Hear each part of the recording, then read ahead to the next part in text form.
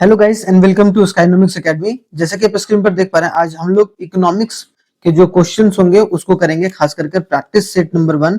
क्योंकि मैक्रो का हमने प्रैक्टिस सेट नंबर 1 हम लोगों ने कर रखा है कि नहीं। क्योंकि आपको पता है कि आपके सीयूटी वाले एग्जाम में इकोनॉमिक्स जो है वो दो पार्ट में आएगा भाई। एक तो आपका माइक्रो वाले पार्ट में आएगा और एक आपका मैक्रो के पार्ट में। ठीक है, तो जो मैक्रो का फर्स्ट पार्ट है वो हमने ऑलरेडी डिस्कस कर रखा है। आप जाके सर्च भी कर सकते हैं, सीयूईटी 2025 कीजिएगा। ठीक है, 2025, ठीक है, यूजी करके। ठीक है, तो उसका एक प्लेलिस्ट है अलग से, उसी में सारे जो प्रैक्टिस सेट होंगे वो आपको मिलने वाले हैं, दोनों चीज के, चाहे वो बिजनेस स्टडीज के हो चाहे वो आपके इकोनॉमिक्स के हैं। ठीक है, तो बिजनेस स्टडीज का भी मैं बहुत जल्दी लाऊंगा। ठीक है, तो ये चीज जरूर देख के चलिएगा, इंपॉर्टेंट है। ठीक है, तो आज हम लोग होगा वो माइक्रो इकोनॉमिक्स पर डिपेंड, आज हम लोग इस पर क्वेश्चन डिस्कस करेंगे, क्योंकि माइक्रो हमने ऑलरेडी कर रखा है सेट नंबर 1। उसी तरीके से जो होगा वो सेट, प्रैक्टिस सेट जो होगा वो आप लोगों को सामने देखने को मिलेगा। तो बस कुछ नहीं, आप लोग एमसीक्यू के साथ जो रिवाइज कीजिए और साथ ही साथ जो कॉन्सेप्ट होगा उसको भी देखते चलिएगा। ठीक है, चलिए स्टार्ट करते हैं पहले क्वेश्चन से। पहले क्वेश्चन में क्या बोला गया वो देख लेते हैं हम लोग फटाफट। पहले क्वेश्चन में बोला गया the economic activity in the market economy. क्या बोला गया? वैसी इकोनॉमिक एक्टिविटीज जो कि market economy are controlled by, मतलब अगर इकोनॉमिक एक्टिविटी को in a market economy are controlled by, किसके द्वारा कंट्रोल किया जाता है? जो भी इकोनॉमिक, जैसे कोई इंसान है वो काम कर रहा है, एक होता है इकोनॉमिक एक्टिविटी कि वैसा काम जो कि एक तरीके से करने पर पैसा मिल रहा है, तो इकोनॉमिक एक्टिविटी बोलते हैं उसको। मतलब वैसा एक्टिविटी जिसको करने पर पैसा जनरेट हो। एक होता है नॉन इकोनॉमिक एक्टिविटी। तो नॉन इकोनॉमिक एक्टिविटी क्या होता है? जिससे पैसा प्राप्त नहीं हो रहा है। जैसे कि आप सुकून के लिए काम करो, जैसे कि मंदिर जा रहे हो, मस्जिद जा रहे हो, ठीक है, गुरुद्वारे जा रहे हो, तो उससे क्या है, एक तरीके से आपको क्या मिल देखने को मिल रहा है कि आपको सेटिस्फैक्शन देखने को मिल रहा है। ठीक है, आपको अपनी संतुष्टि जो है वो आपको देखने को मिल रहा है, जिसकी वजह से वो नॉन इकोनॉमिक एक्टिविटी। क्यों? क्योंकि उससे कोई पैसा जनरेट जो है वो नहीं हो रहा है। तो economic activity in the market economy किसके द्वारा कंट्रोल किया जाता है? मार्केट फोर्सेस के द्वारा। ठीक है, तो याद करना है। एक होता है कि जो पूरा कंट्रोल मार्केट रखता है, ठीक है, मार्केट रहता है, उसको हम लोग मार्केट इकोनॉमी बोलते हैं, जिसमें पूरा कंट्रोल किसके पास रहता है? मार्केट। मार्केट का मतलब इंडिविजुअल जो है या फिर प्राइवेट के पास जो रहता है फुल कंट्रोल रहता है, जिसको हम लोग बोलते हैं मार्केट इकोनॉमी। ठीक है, क्या बोलते हैं? Market economy. इसका एग्जांपल बेस्ट है कौन? यूएसए। यूएसए में जो है प्राइवेट सेक्टर को ज्यादा तवज्जो दिया जाता है इन कंपेयर टू जो है हमारे कंट्री। हमारे कंट्री में क्या, हमारी कंट्री, हमारी कौन सी इकोनॉमी है? मार्केट इकोनॉमी नहीं, हमारी मिक्स्ड इकोनॉमी है। मिक्स्ड इकोनॉमी कौन है भाई? हमारा देश जो इंडिया है। ठीक है, अब इसमें क्या किया जाता है, आप समझिए कि दो चीज किया जा रहा है यहाँ पर, या प्राइवेट को भी साथ में लेकर चला जा रहा है, और जो पब्लिक है, पब्लिक का मतलब जो गवर्नमेंट सेक्टर है वो भी साथ में। गवर्नमेंट कंट्रोल तो कर रही है, लेकिन प्राइवेट को थोड़ा सा छूट भी मिला है। दूसरा होता है एक सेंट्रली प्लान्ड इकोनॉमी। ठीक है, सेंट्रली प्लान्ड इकोनॉमी। ठीक है, सेंट्रली प्लान्ड इकोनॉमी होता है, सेंट्रली प्लान्ड इकोनॉमी, जिसका बेस्ट एग्जांपल कौन है आपको देखने को मिलेगा? रशिया होगा या फिर चाइना होगा, जहां पर एक ही सरकार जो होता है उसका कंट्रोल ज्यादा होता है। रशिया हो गया और चाइना, जहां पर गवर्नमेंट का कंट्रोल जो है इकोनॉमी के ऊपर वो ज्यादा रहता है। Government control is more. ठीक है, गवर्नमेंट कंट्रोल जो रहता है वो ज्यादा देखने को मिलता है। ठीक है, तो ये तीन कॉन्सेप्ट आप समझ गए, और साथ ही साथ आप ये समझ गए इकोनॉमिक एक्टिविटी जो मार्केट इकोनॉमी में कंट्रोल करता है वो कौन करता है? Market force. यहाँ गवर्नमेंट का कंट्रोल तो रहता है, लेकिन government control is minimum. Government control क्या रहता है? आपको क्या देखने को मिलेगा? मिनिमम कंट्रोल आपको गवर्नमेंट का देखने को मिलेगा। तो आई होप सो कॉन्सेप्ट भी आपको साथ में समझ में आ गया। आते हैं दूसरे क्वेश्चन पर फटाफट, क्योंकि हम लोगों को प्रैक्टिस करनी है भाई, ताकि अच्छे से अच्छे मार्क्स हम लोग ला पाए, है कि नहीं। आगे देखते हैं, less production of capital goods. अगर कैपिटल गुड्स होता है, कंज्यूमर गुड्स होता है, आप समझ रहे हैं। तो कैपिटल गुड्स क्या होता है भाई? वैसा गुड्स जिसका प्रोडक्शन करके या फिर जिसका उपयोग करके, जिसको यूज करके आप क्या करते हो? पैसा कमाते हो। जैसे कि मान लो आपने ट्रैक्टर लिया, तो ट्रैक्टर का इस्तेमाल करके आप खेतों में उसका इस्तेमाल कर रहे हैं भाई, और वहां पर एक तरीके से आपको पैसा देखने को मिल रहा है। ठीक है, मतलब वहां से फसल आप उगा रहे हैं फिर उसको बेच रहे हैं, तो मतलब वो कैपिटल गुड्स है जो आपको पैसा कमाने में मदद करता है। तो बोला गया कि अगर जो कैपिटल गुड्स है, कैपिटल गुड्स की जो प्रोडक्शन है, इसकी जो प्रोडक्शन है वो अगर कम हो जाए तब क्या होगा? तो लॉजिक समझिए क्या है यहाँ पर, कि कैपिटल गुड्स की अगर प्रोडक्शन कम हो जाएगी तो क्या होगा कि उसका lower production capacity for the future generation. Simple सी बात है। क्यों? क्योंकि अगर कैपिटल गुड्स अवेलेबल नहीं होगा तो प्रोडक्शन ऑफ जो गुड्स है वो एक तरीके से अपने आप ही खत्म हो जाएगा। मतलब प्रोडक्शन जो कैपेसिटी है वो एक तरीके से आपको डिक्रीज हो जाएगा, क्योंकि कम जो मशीन से वो अवेलेबल रहेंगे तो कम प्रोडक्शन कैपेसिटी देखने को मिलेगा कोई भी देश का। तो हमारा ऑप्शन नंबर क्या है, lower production capacity present generation, ये नहीं कि आने वाले समय में दिक्कत होगा, हायर तो होगा ही नहीं, तो हायर वाला ऑप्शन तो यहाँ पर गलत ही हो जाएगा। अगर लेस प्रोडक्शन, अगर हाई प्रोडक्शन होगा तो high production capacity of future generation उसका हो जाएगा, ठीक है। तो यहाँ पर अगर ये वाला ऑप्शन कब होगा, जब हाई प्रोडक्शन होगा कैपिटल गुड्स का, high production of capital goods, ठीक है, high production of capital goods. Clear, यहाँ पर समझ में आया क्या? चलिए आगे बढ़ते हैं। अब आगे अगर देखा जाए नेक्स्ट क्वेश्चन क्या है हमारा, क्वेश्चन नंबर थर्ड देखिए, a consumer will purchase more goods of X than good Y. आपने पढ़ा होगा two commodity case, one commodity case, तो इसमें टू कमोडिटी केस के बारे में बात किया गया है। जब कंज्यूमर एक एक्स गुड ले रहा है, जब कंज्यूमर वाई गुड्स ले रहा है, ठीक है, तो कंज्यूमर को सेटिस्फैक्शन सबसे ज्यादा कब होता है भाई, ये आप समझिए। तो कंज्यूमर को सेटिस्फैक्शन सबसे ज्यादा कब होता है, जब एम यू एक्स मतलब marginal utility of x commodity और प्राइस एक्स के बराबर हो जाए एम यू एम, ठीक है। एम यू एम मतलब marginal utility maximum. Marginal utility maximum कब होगा, जब जितना वो एक तरीके से मतलब मार्जिनल यूटिलिटी मैक्सिमम 2 है, ठीक है, और मार्जिनल यूटिलिटी ऑफ एक्स है, मतलब मार्जिनल यूटिलिटी मान लो कि 15 है, और यहाँ पर आपको क्या देखने को मिलेगा, या फिर मान लो 10 है और प्राइस जो है वो 5 है, तो इसका मतलब क्या हो गया, 5 2 जा 10 इज इक्वल टू 2 हो गया। तो मतलब यहाँ पर क्या है, जो मार्जिनल यूटिलिटी मैक्सिमम है वो उसके बराबर हो गया, ठीक है। थोड़ा सा कठिन है लेकिन आप समझ सकते हैं। दूसरा सेम उसी तरीके से अगर दूसरा कमोडिटी होगा तो वो क्या होगा, M U Y by P Y is equal to M U M. तो यहाँ भी एम यू एम। तो मान लो यहाँ पर हम लोग देख लेते हैं कि जैसे कि मान लो कि 20 आ गया और एक पर्टिकुलर प्रोडक्ट है 10 रुपए का दाम, तो 10 दूनी 20 हो गया, तो एम यू एम के बराबर हो गया, क्योंकि एम यू एम कितना था हमारा, 2 था, ठीक है। तो यहाँ पर क्या बोला गया कि consumer will purchase more of good x को ज्यादा ला रहा है, ठीक है। अब गुड एक्स को अगर वो ज्यादा ला रहा है तो समझिए गुड एक्स को वो ज्यादा ला रहा है, ठीक है, गुड एक्स को, तो गुड एक्स हमारा ये होता है भाई, तो गुड एक्स को इधर लिख दो, P M U X by P X is greater than the M U Y by P Y, ठीक है। तो आपको देखने को मिल रहा होगा कौन से ऑप्शन में है, ऑप्शन नंबर डी में है। तो option number D is the right answer. देख रहे हो, अगर ये बोलता कि वाई वाला ज्यादा रहता तो ये एरो इधर हो जाता, ठीक है, ये वाला एरो ऐसे हो जाता, ठीक है, तो जो कि यहाँ पर पॉसिबल अभी नहीं है, ठीक है। तो ऑप्शन नंबर डी। अगर सिंगल कमोडिटी केस वाला तो ये वाला एक्स गुड्स का, अगर आपको बोला जाएगा सिंगल कमोडिटी ऑफ वाई तो ये वाला, अगर ग्रेटर वाला होगा तो ये, तो मैं यहाँ ग्रेटर क्या है, Y goods is greater, Y is greater यहाँ पर, ठीक है। और यहाँ पर वन कमोडिटी मतलब ये दोनों जो है वन कमोडिटी केस में आता है, क्योंकि वन कमोडिटी केस में, तो आपको ये भी चीज याद करना है थोड़ा सा, ठीक है, वन कमोडिटी केस, ठीक है। बीच बीच में मैं कॉन्सेप्ट वाले वीडियोस भी लाता रहूंगा ताकि आपके सारी चीजें भी साथ ही साथ चलता रहे। वैसे आपको यही समझ में आ जाएगा जितना मैं समझा पा रहा हूँ, ठीक है। आगे आते हैं नेक्स्ट क्वेश्चन। नेक्स्ट क्वेश्चन क्या बोला गया भाई वो देखिए, according to the law of equi marginal utility. Equi marginal utility मतलब अभी बताएं, टू कमोडिटी केस में और वन कमोडिटी केस में इक्वी मार्जिनल यूटिलिटी निकल के आती है। तो बोला गया है कंज्यूमर स्ट्राइक्स इज इक्विलिब्रियम, कब होता है कंज्यूमर स्ट्राइक, कब करता है इक्विलिब्रियम भाई, तो कंज्यूमर लास्ट रुपीज, देखो ये वाला, the last rupees spent by the consumer yield equal to the marginal utility whether he spend on good X और गुड वाई। तो वही बोला गया कि अगर एम यू एक्स और M U P X is equal to M U Y by P Y, ठीक है, is equal to M U M. M U M का मतलब क्या होगा, इक्वल मार्जिनल, जितना इसमें गुड्स इसमें जितना खर्चा कर रहा है उससे जो सेटिस्फैक्शन मिल रहा है, ठीक है, उससे जो सेटिस्फैक्शन मिल रहा है, सेटिस्फाई हो रहा है, और जो इसका इस्तेमाल का जो सेकंड गुड्स का इस्तेमाल कर रहा है जब, तो उसका जो जितना भी खर्च कर रहा है उससे जो सेटिस्फैक्शन मिल रहा है वो सेटिस्फैक्शन अगर इसके बराबर है, ठीक है, तो उसको हम लोग क्या बोलेंगे, maximum satisfaction. Last rupees spend on the consumer yield maximum when the, नहीं, एक गुड्स पर कंज्यूम करने पर नहीं, दूसरे गुड्स पर कंज्यूम करने पर नहीं, जब दोनों गुड्स पर जो कर रहा है वो इक्वल मार्जिनल यूटिलिटी हो रहा है, चाहे वो गुड एक्स हो चाहे गुड वाई हो। तो हमारा ऑप्शन नंबर जो डी है वो एक तरीके से सी है, वो आपको राइट देखने को मिलेगा। आते हैं फिफ्थ क्वेश्चन पर। फिफ्थ क्या बोला गया भाई देखिए, dash is effect is an economic principle that describe when a consumer buys a cheaper alternative to a product then it become more expensive. This happens when the price increases as the product become scarce. क्या बोला गया है कि dash कौन सा effect है in an economic principal that describe, वो ये डिस्क्राइब कर रहा है कि जब कंज्यूमर बाय कर रहा है cheaper alternative to the products that he become most expensive, ठीक है, तब क्या हो जाता है। अब समझो कि दो गुड्स है, एक मान लो कि टी और कॉफी है, ठीक है, टी और कॉफी, इसमें क्या चीज बोला है वो देखो, समझना है कॉन्सेप्ट को।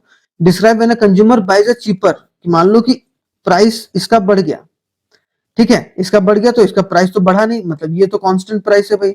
तो जो कंज्यूमर रहता है वो क्या बाय करने लगता है, वो बाय करने लगता है, आपको देखने को मिलेगा कॉफी, जब प्राइस इसका बढ़ता है। प्राइस टी हुआ तो एक तरीके से कॉफी, तो ये कौन से गुड्स हैं, सब्स्टिट्यूशन गुड्स, ठीक है, सब्स्टिट्यूशन जो गुड्स हैं। This happens when the price increases of a product become scarce, है कि नहीं, कि प्राइस बढ़ा है, तो जिसकी वजह से ऑप्शन कौन होगा, सब्स्टिट्यूशन इफेक्ट, ठीक है। तो समझ में आ गया 5 का सी, सब्स्टिट्यूशन इफेक्ट। दूसरा एक होता है कॉम्प्लीमेंट या कॉम्प्लीमेंट्री गुड्स। कॉम्प्लीमेंट्री गुड्स में क्या होता है भाई, जो साथ में कॉम्प्लीमेंट करे गुड्स को, जैसे ब्रेड एंड बटर, ठीक है, bread and butter is the example of कि जो भी चीज होता है, या फिर कार एंड पेट्रोल, ठीक है, कार एंड पेट्रोल, तो ये सब सारी चीजें क्या साथ में कंज्यूम किया जाता है रादर देन कि एक का प्राइस। अगर इसका प्राइस बढ़ेगा तो इसका मतलब क्या है, ब्रेड का प्राइस बढ़ गया, तो लोग क्या करेगा, इसको कम खरीदेगा, क्वांटिटी डिमांडेड ब्रेड का कम हो जाएगा, जिसके वजह से जो बटर का डिमांड होगा वो भी आपको कम देखने को मिलेगा, ठीक है। तो ये भी चीज आपको समझ के चलना है, थोड़ा सा इंपॉर्टेंट है, ठीक है। चलिए क्वेश्चन नंबर 6 पर आते हैं। क्वेश्चन नंबर 6 क्या बोल रहा है, different quantity purchase at a different possible price of a commodity is called. अगर डिफरेंट क्वांटिटी परचेज किया जा रहा है जिस भी प्राइस पर, जैसे प्राइस 1 है, प्राइस 2 है, प्राइस 3 है। प्राइस 1 पर 5 रुपया मान लो, ठीक है, 5 रुपया प्राइस था, फिर यहाँ पर आ गया 6 रुपया, यहाँ पर हो गया 7 रुपया।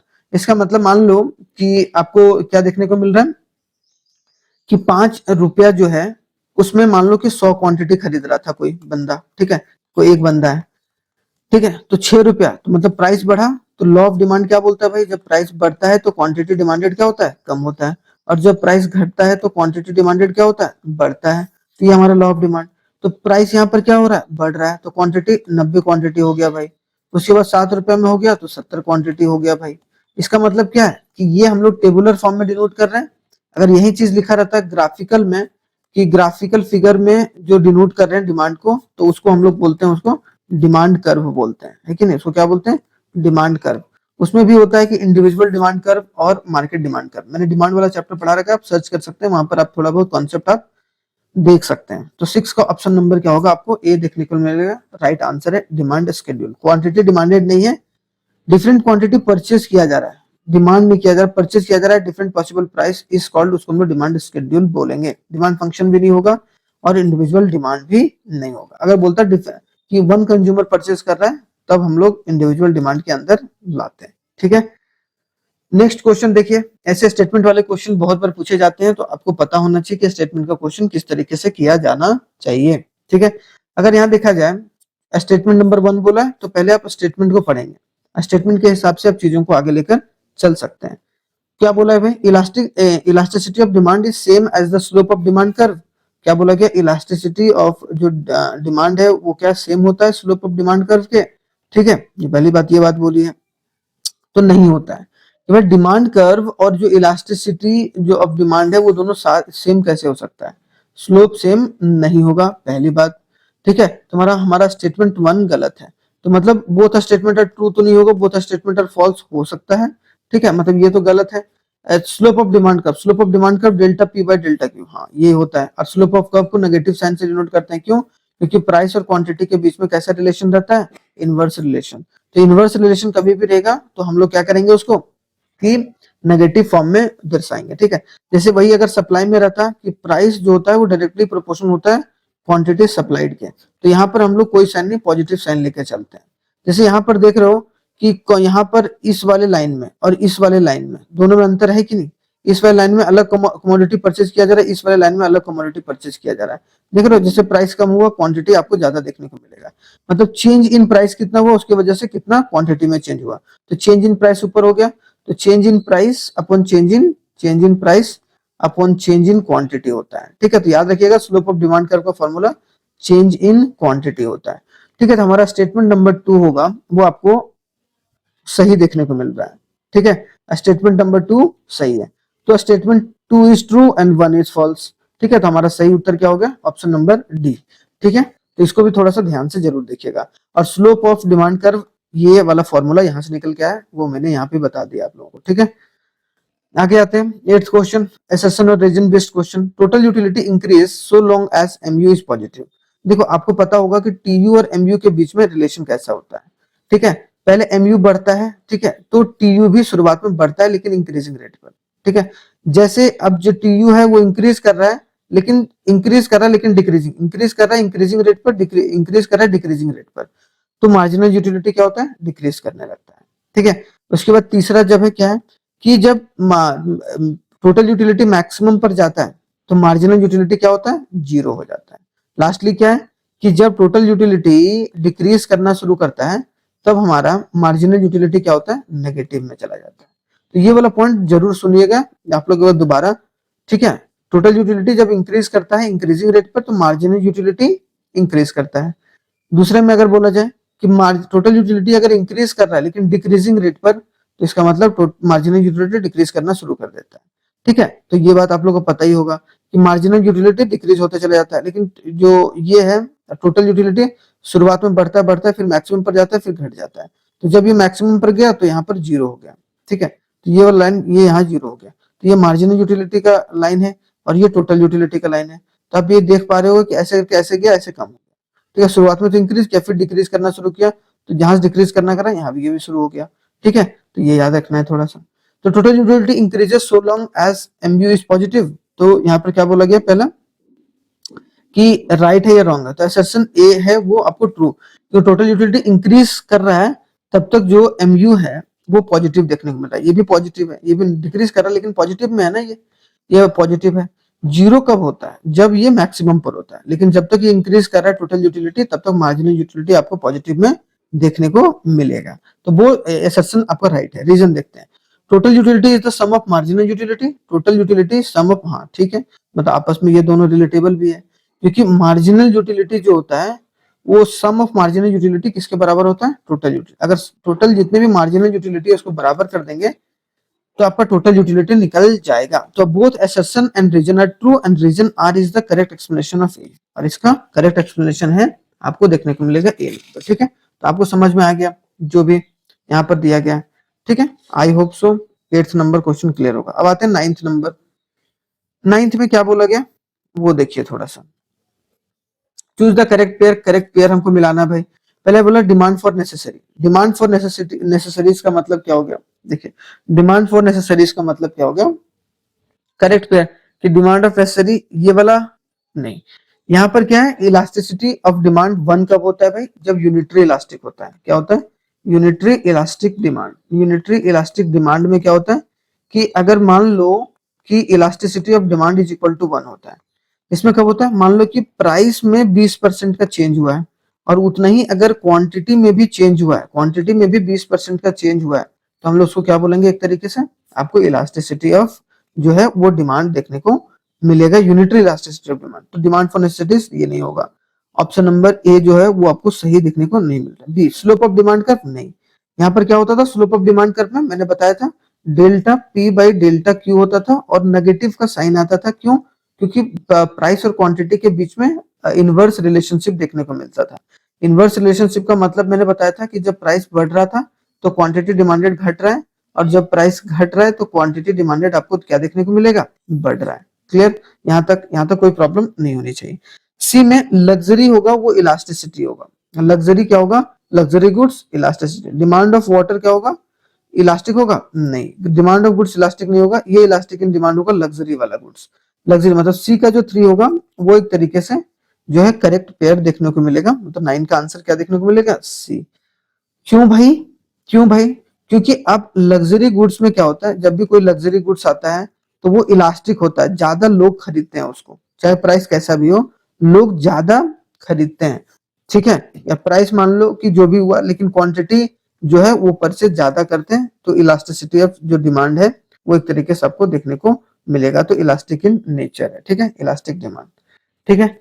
आगे आते हैं, ये वाला क्वेश्चन बोला गया 10th में, बोला गया means of production control by both private enterprises and government, कि वैसा इकोनॉमी जिसमें कंट्रोल जो है वो आपको देखने को मिलेगा किसके द्वारा किया गया, किसके द्वारा किया गया, both private enterprises and government enterprises, ठीक है। इसका मतलब ये जहां प्राइवेट और जो पब्लिक का कंट्रोल दोनों है, प्राइवेट और पब्लिक का। दूसरा बोला गवर्नमेंट इन्फ्लुएंस द सप्लाई, मतलब गवर्नमेंट ज्यादा रोल प्ले करके चल रही है, गवर्नमेंट का रोल ज्यादा है, लेकिन इंटरवेंशन पॉलिसीज पॉलिसीज वगैरह बनाने में ज्यादा फोकस है। Capital reallocated based on the needs, और नीड्स के हिसाब से कैपिटल को एलोकेट किया जाता है, दिया जाता है। अब profit is main drive but a government use this help to improve social mobility. देखो, जो कंपनी जो प्राइवेट होता है इस वाले इकोनॉमी में, वो क्या करता है, प्रॉफिट के लिए करता है काम, लेकिन जो गवर्नमेंट होता है वो प्रॉफिट के लिए तो करता ही ये करता है, लेकिन साथ ही साथ वो प्रॉफिट को ज्यादा तवज्जो ना देकर जो है वेलफेयर सर्विसेज को तवज्जो देके चलता है कि लोगों की भलाई कैसे हो। तो ये कौन सा है, मिक्स्ड इकोनॉमी। कैपिटलिस्ट इकोनॉमी को मार्केट इकोनॉमी बोलते हैं, ठीक है, अभी हमने डिस्कस भी करा था मार्केट इकोनॉमी। सोशलिस्ट इकोनॉमी को जहां पर गवर्नमेंट का कंट्रोल ज्यादा है, जो कि सेंट्रली प्लान्ड इकोनॉमी भी बोलते हैं। तो ये दोनों आपस में आपको लिंकेज देखने को मिलेंगे, ठीक है। चलिए, तो आई होप सो आपको समझ में आ गया होगा ये 10 क्वेश्चन। तो ये हमारा माइक्रो इकोनॉमिक्स का सेट नंबर 1 हो गया। अब बहुत जल्दी जो होगा माइक्रो इकोनॉमिक्स का सेट नंबर 2 जो होगा वो आपके सामने हम प्रस्तुत करेंगे, ठीक है। चलिए, तो चलिए, थैंक यू वेरी मच, और आई होप सो आप लोगों को समझ में आया होगा सारी चीजें। चलिए, थैंक यू, जय हिंद।